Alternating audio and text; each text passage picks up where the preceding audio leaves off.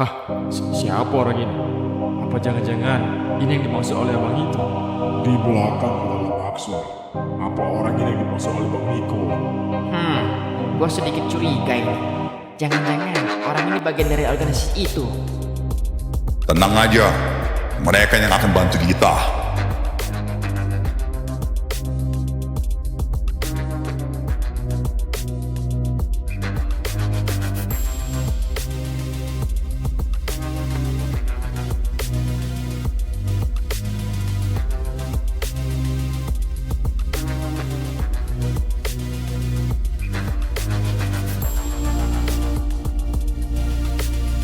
Bagaimana kalau ledakan laboratorium bukanlah sebuah kekalahan, melainkan awal dari perang yang jauh lebih besar?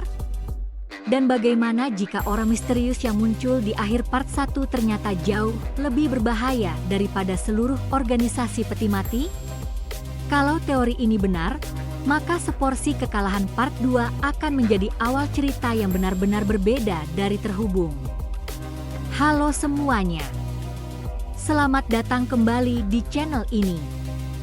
Hari ini kita akan membahas prediksi seporsi kekalahan part 2. Dan menurut gua, seri baru ini bukan sekadar melanjutkan cerita lama, melainkan memperlihatkan bagaimana semua tokoh harus membangun semuanya dari nol setelah mengalami kekalahan besar. Di akhir part 1 kita melihat laboratorium akhirnya benar-benar hancur. Ledakan besar yang terjadi bukan hanya menghancurkan bangunan itu, tetapi juga mengubah arah peperangan. Alex Baron berhasil memanfaatkan benturan ATNK untuk membuka jalan kabur. Peter kehilangan kesempatan merebut mata hitam. Yoda kehilangan laboratorium. Sedangkan organisasi peti mati kehilangan aset terbesar mereka.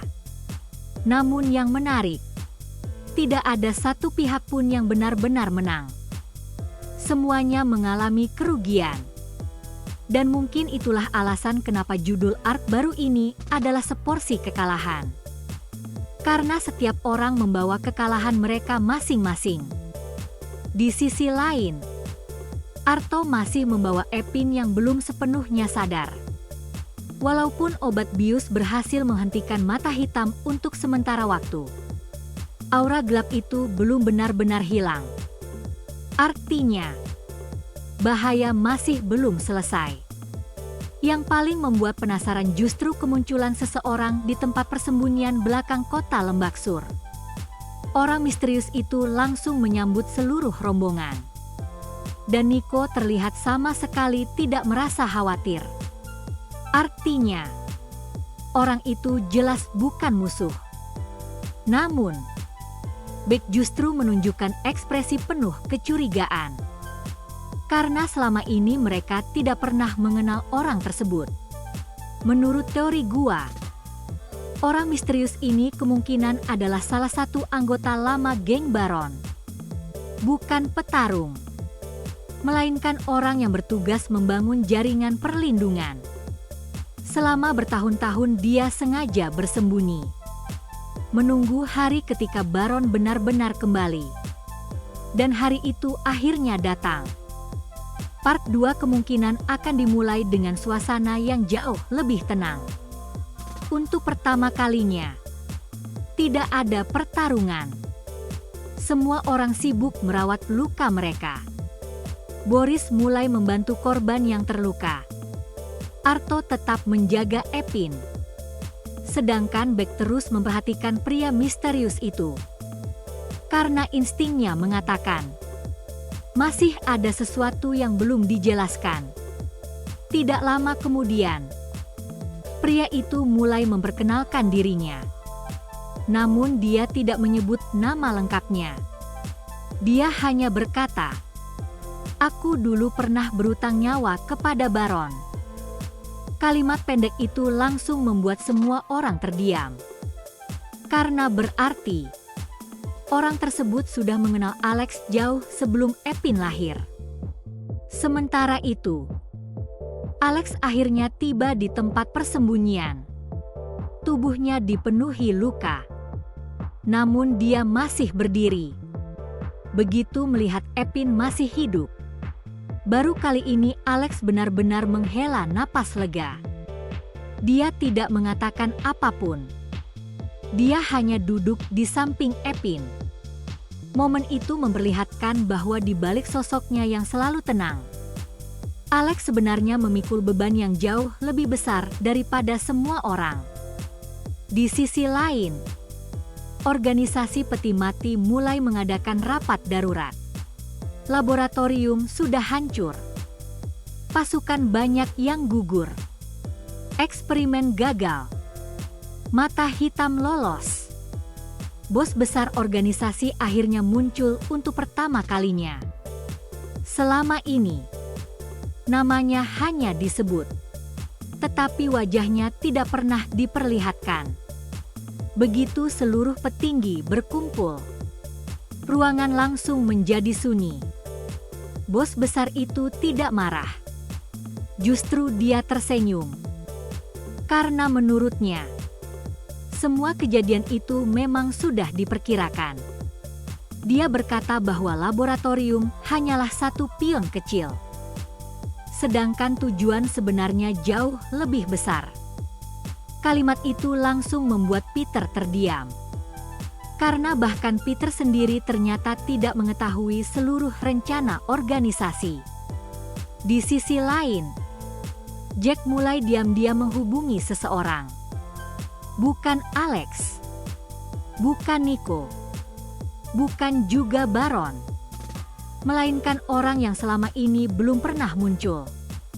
Jack hanya mengatakan, "Sudah waktunya." Tanpa menjelaskan apapun lagi. Menurut gua, inilah pertanda bahwa masih ada jaringan rahasia lain yang sedang bergerak. Sementara itu, Epin akhirnya mulai sadar. Tetapi ada sesuatu yang berbeda.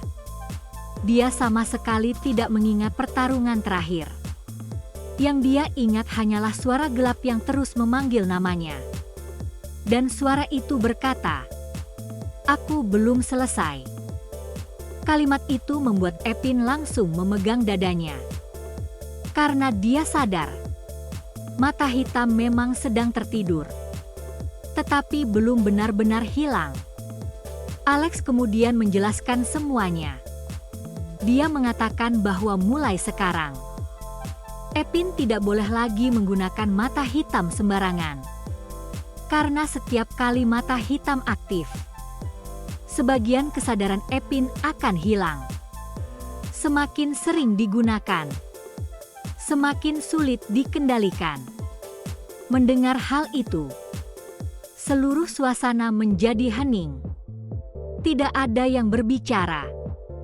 Karena semua sadar, musuh terbesar mereka bukan hanya organisasi peti mati, tetapi juga kekuatan yang berada di dalam tubuh Epin sendiri. Menjelang akhir episode, pria misterius tadi mengajak Alex masuk ke sebuah ruangan bawah tanah. Di sana, tersimpan puluhan peti kayu tua. Masing-masing memiliki lambang yang berbeda. Alex tampak terkejut karena dia mengenali lambang itu. Itu adalah simbol-simbol geng besar yang pernah menguasai berbagai wilayah puluhan tahun lalu.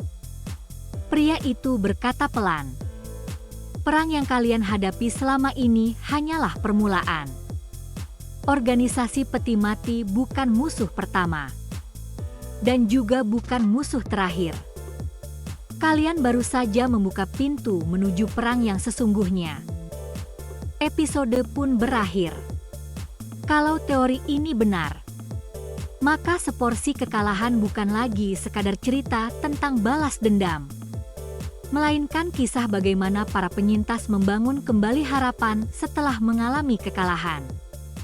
Dan dari sanalah perjalanan yang jauh lebih besar akan benar-benar dimulai.